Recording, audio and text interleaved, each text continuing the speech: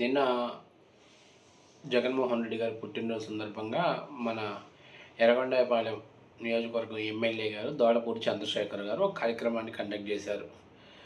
ఆయన అందులో మాట్లాడుతూ,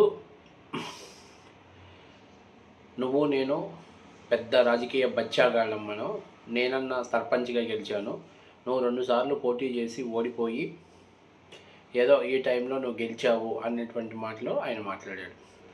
సరే, అసలు ఫస్ట్ ఆఫ్ ఆల్ ఈయన గెలిచిన నియోజకవర్గం గురించి మనం మాట్లాడుకుందాం. ఈయన గెలిచింది ఎర్రగొండపాలెం నియోజకవర్గం. ఈ నియోజకవర్గం వైఎస్ఆర్ కాంగ్రెస్ పార్టీకి కంచుకోట. ఈ నియోజకవర్గంలో ప్రతి 5 ఏళ్ళకు ఒక్కసారి అభ్యర్థి మారుతూ ఉంటాడు.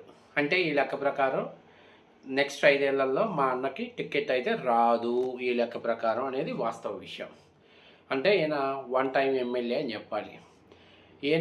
ఆయన గుర్తు మీద ఏం గెలవాల, ఆయన ఇండివిజువల్ ఉన్నటువంటి ఫేస్ ఇమేజ్ తోటి ఆయన ఏం గెలవాల. మామూలుగా అది వైఎస్ఆర్ కాంగ్రెస్ పార్టీకి కంచుకోట. అంతేకాకుండా తెలుగుదేశం పార్టీలో విభేదాలు బాగా ఉన్నాయి. ఆ విభేదాలన్నీ కూడా మనోడికి కలిసి వచ్చి ప్రతిసారి ఇక్కడ వైసీపీ గెలుస్తూ వచ్చింది.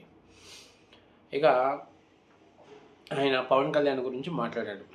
సరే, ముందు పవన్ కళ్యాణ్ గురించి మాట్లాడదాం. 2014లో పార్టీ పెట్టాడు. అప్పుడు తక్కువ టైమ్స్ ఉండటం వల్ల తెలుగుదేశం పార్టీకి అయినా మద్దతు ఇవ్వడం జరిగింది. సార్, 2019లో 175 నియోజకవర్గాలు జనసేన పార్టీ పోటీ చేసింది. అంటే ఆయన పోటీ చేసింది ఒక్కసారి పోటీ చేశాడు.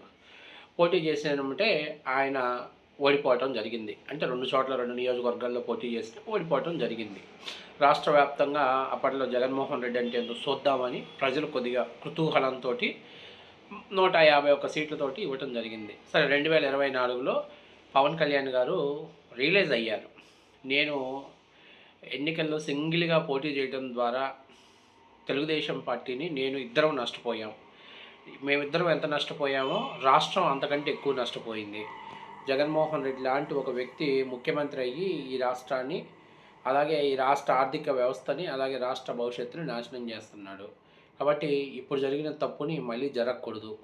మనం ఎట్టి పరిస్థితుల్లో ఈసారి రాష్ట్రానికి ఒక మంచి పరిపాలన అందించాలనే ఉద్దేశంతో ఆయన పొత్తు పెట్టుకొని ఆయన ఒకే ఒక చోట పిఠాపురంలో పోటీ చేసి నాకు తెలిసి భారీ మెజార్టీతో ఆయన గెలుపొందడం జరిగింది. ఇక రెండవది ఆయన 21 సీట్లలో పోటీ చేసి ఆ పార్టీ 21 సీట్లలో అభ్యర్థుల్ని గెలిచి 100కి 100 స్ట్రైక్ రేట్ కలిగినటువంటి పార్టీగా బహుశా జనసేన పార్టీ రికార్డ్ని బ్రేక్ చేసింది. ఏ పార్టీకి ఇంతవరకు అటువంటి చరిత్ర రాదు. ఎందుకంటే 21 సీట్లలో పోటీ పెట్టి పోటీ చేసిన ప్రతి సీట్లో గెలవటం అనేది ఇది ఒక పొలిటికల్లో ఒక హిస్టరీ అని చెప్పొచ్చు. ఇక మన జగన్మోహన్ రెడ్డి గారిది కూడా హిస్టరీ ఉంది. ఏంటి అంటే 2019లో 151 సీట్లతోటి బహుశా అన్ని భారీ మెజార్టీతోటి సీట్లు ఇచ్చినటువంటి ఆంధ్రప్రదేశ్లో 2024కి వచ్చరికి వై నాట్ 175, 175కు 175 నియోజకవర్గాలు వాళ్ళు నా బొచ్చు కూడా పీకలేరు, నా ఎంట్రుక కూడా పీకలేరు అని అంటే రాష్ట్ర ప్రజలు జగన్మోహన్ రెడ్డికి, వైసీపీ పార్టీ నాయకులకు కర్రుగాల్చి వాత పెట్టారు. అంటే 175 నియోజకవర్గాలలో మీరు పోటీ చేస్తే మీకు 11 సీట్లు, అంటే 151 సీట్లలో మీరు పోయినసారి గెలిస్తే ఈసారి కేవలం 11 సీట్లకు మాత్రమే మీకు పరిమితం చేశారు. బహుశా భారతదేశ చరిత్రలో కూడా ఇంత డిజాస్టర్స్ అయినటువంటి పార్టీ కూడా వైసీపీయే. ఎందుకంటే ఏనేదో పవన్ కళ్యాణ్ గురించి మాట్లాడుతున్నారు. మీరు ఎప్పుడు పార్టీ పెట్టారయ్యా? నాన్న చనిపోయిన తర్వాత అన్నని జైల్లోకి వేస్తే 2012లో పార్టీ పెట్టారు. 12లో బై ఎలక్షన్స్లో పోటీ చేశారు. 14 రాష్ట్ర విభజన తర్వాత ఒకసారి పోటీ చేస్తే జగన్ అంటే ఎందుకు చూద్దామని 64, జగన్ గురించి తెలుసుకోలేదు కాబట్టి 64 సీట్లు ఇచ్చారు. సరే, పద్దాకల పాదయాత్రల పేరుతోటి ముద్దులు పెట్టుకొని యువతకు ఉద్యోగాలు ఇస్తానని ఏవేవో హామీలు చేస్తుంటే, సరే జగన్ అంటే ఏంటో చూద్దామని 151 సీట్లు ఇచ్చారు. జగన్ అంటే ఏంటో చూసిన తర్వాత రాష్ట్ర ప్రజలు వైసీపీకి 11 సీట్లు ఇచ్చారు. ఇప్పుడు మనం తెలుసుకోవాల్సింది ఏంటంటే, ఫస్ట్ ఆఫ్ ఆల్ మనం ఈ తుత్తర మాటలే వైసీపీ కొంప ముంచింది. ఎందుకంటే వాస్తవానికి పవన్ కళ్యాణ్ గారు పొత్తు పెట్టుకున్నారనే దానికంటే కూడా పొత్తు పెట్టుకునేలా చేశారు మీరే అని చెప్పాలి. ఎందుకంటే మీ పార్టీలో ఉన్నటువంటి అంబటి రాంబాబు, అట్లాగే పేర్ని నాని లాంటి వాళ్ళు ప్రెస్ మీట్ల ముందుకొచ్చి పవన్ కళ్యాణ్ గారిని వ్యక్తిగత టార్గెట్ చేయడంతో పాటు అవమానాలు చేయటం, అంతేకాకుండా ఇష్టాసారంగా 2 సార్లు పోటీ చేసి గెలవలేనటువంటి వ్యక్తి పవన్ కళ్యాణ్ గారు. ఇట్లాగా 175 నియోజకవర్గాలు పోటీ చేస్తే ఒక ఎమ్మెల్యే సీట్ వచ్చింది అని ఆ ఒక్క ఎమ్మెల్యే కూడా పార్టీకి రాజీనామా చేసి గుడ్ బై చెప్పేసి వెళ్ళిపోయాడు. అది ఇదని చెప్పేసి ఇట్లాగా చెప్పడం జరిగింది. ఒక రకంగా చెప్పాలి అని అంటే పవన్ కళ్యాణ్ గారిని రెచ్చగొట్టి ఆయనలో ఉన్నటువంటి అంటే 175 నియోజకవర్గాల కంటే కూడా ఈసారి మనం గెలవటంతో పాటు వైసీపీకి బుద్ధి చెప్పాలనే విధంగా ఆయన మైండ్ సెట్ మార్చడంలో కూడా మీ వైసీపీ నాయకులు నోటి తుత్తరే కారణం. కాబట్టి ఇప్పటికైనా అది మానుకొని పవన్ కళ్యాణ్ గారి గురించి నువ్వు మాట్లాడు. డిప్ప కటింగ్ కొట్టించుకొని తిరుగుతున్నాడు. అరే బాబు, మీ జగన్మోహన్ రెడ్డే చెప్పాడు. ఏం చెప్పాడు? బొచ్చుంటే ముడేసుకోవచ్చు, బొచ్చు లేకపోతే ఏం చేయలేమని చెప్పాడు. అట్లాగే నేను చెప్పేది ఏంటంటే ఆయనకు నెత్తి మీద బొచ్చు ఉంది కాబట్టి డిప్ప కటింగ్ కొట్టించుకుంటాడు, లేకపోతే పెంచుకొని జూలు కటింగ్ వేయించుకుంటాడు, లేకపోతే ఏదో ఇంకొక పక్క సైడ్ తీసుకొని మోడర్న్ క్రాఫ్ట్ చేయించుకుంటాడు. ఎందుకంటే ఆయన నెత్తి మీద బొచ్చు ఉంది కాబట్టి. మన నెత్తి మీద బొచ్చు లేదుగా, మనదంతా బోల్డ్ హెడ్ కదా, సగం పైనే పోయిందిగా. కాబట్టి ఇప్పుడు నీకు లేదు కాబట్టి నువ్వు పవన్ కళ్యాణ్ గారికి ఉందని చూసి ఆయనకున్న బొచ్చును చూసి పాపం అసూయతో నువ్వు మాట్లాడుతున్నావు.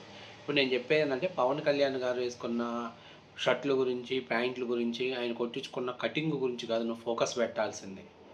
అర్థమైందా? పనితనం గురించి ఫోకస్ పెట్టాలి. పనితనం అంటే నిన్న జగన్మోహన్ రెడ్డి జన్మదిన శుభాకాంక్షలు తెలియజెప్పే నువ్వు నిన్న జగన్ ఏం చేశాడో దాని గురించి ప్రజలకు చెప్పాలి. ముఖ్యంగా మీ వెలుగొండ ప్రాజెక్ట్ని జగన్ ఎట్లాగా జాతికి అంకితం ఇచ్చాడో ప్రజలకు చెప్తే అప్పుడు ఈసారి ఎర్రగొండపాలెం నియోజకవర్గంలో నువ్వు పోటీ చేయకపోయినా ఇంకెవడు పోటీ చేసినా వాళ్ళని రాజకీయ సమాధి చేయడానికి సిద్ధంగా ఉంటారు. మీ అందరికీ తెలుసు జగన్మోహన్ రెడ్డి గారు పనితనం గురించి మాట్లాడాల్సి వస్తే ముఖ్యంగా చంద్రబాబు గారి నియోజకవర్గంలో హంద్రీ నీళ్ళను పంపిస్తున్నానని చెప్పి సెట్టింగ్ వేసి ట్యాంకర్లతో నీళ్ళు వదిలాడు. అదొక అద్భుతం. దేశ చరిత్రలో బహుశా ఏ ముఖ్యమంత్రి కూడా ప్రజల్ని చీట్ చేయడు. కానీ మన జగన్మోహన్ రెడ్డి గారు ఆ విధంగా ప్రజల్ని చీట్ చేయడం మొదలుపెట్టాడు. సరే, అది అయిపోయిన తర్వాత ముఖ్యంగా మనం ఇప్పుడు మాట్లాడుతున్నాడు కదా మన ఎర్రగొండపాలెం నియోజకవర్గం. ఈ నియోజకవర్గంలో ఎన్నో దశాబ్దాల నుంచి కోరిక అది. ఏంటిది? పోలం సుబ్బయ్య వెలుగొండ ప్రాజెక్ట్ అనేది. ఈ ప్రాజెక్టు ముఖ్యంగా జగన్మోహన్ రెడ్డి గారికి దగ్గరలో ఉన్నటువంటి అంటే బాగా పట్టున్నటువంటి నియోజకవర్గాలు జగన్మోహన్ రెడ్డికి ఈ నియోజకవర్గాలు ఉన్నాయి. అవి ఏమిటి అంటే ఎర్రగొండపాలెం, మార్కాపురం, కనిగిరి, గిద్దలూరు, అట్లాగే ఇవి పశ్చిమ ప్రకాశం 4 నియోజకవర్గాలు. తర్వాత కడపలో బద్వేల్ నియోజకవర్గం, ఇది కూడా వైసీపీకి బాగా పట్టున్న నియోజకవర్గం.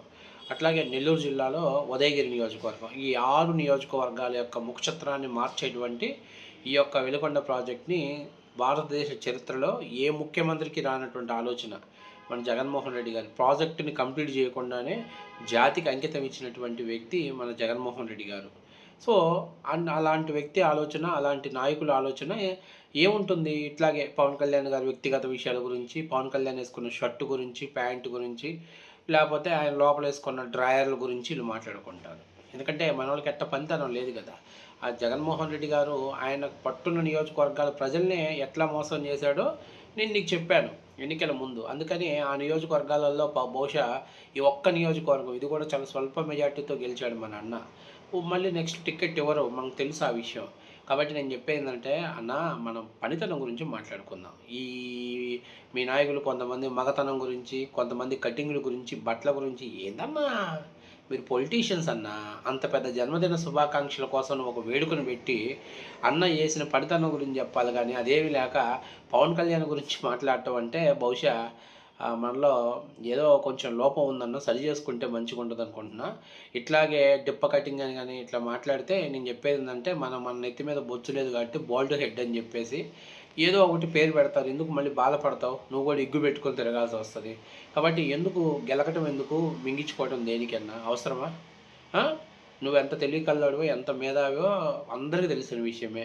పేదవాళ్ళది అన్నా క్యాంటీన్ మీద బిచ్చం వేశారని చెప్పినప్పుడే నీ ఆలోచన, నీ విధానము, నిన్ను గెలిపించిన నియోజకవర్గ ప్రజలు ఒకసారి రియలైజ్ అయ్యి ఆలోచన చేసుకోవాలి.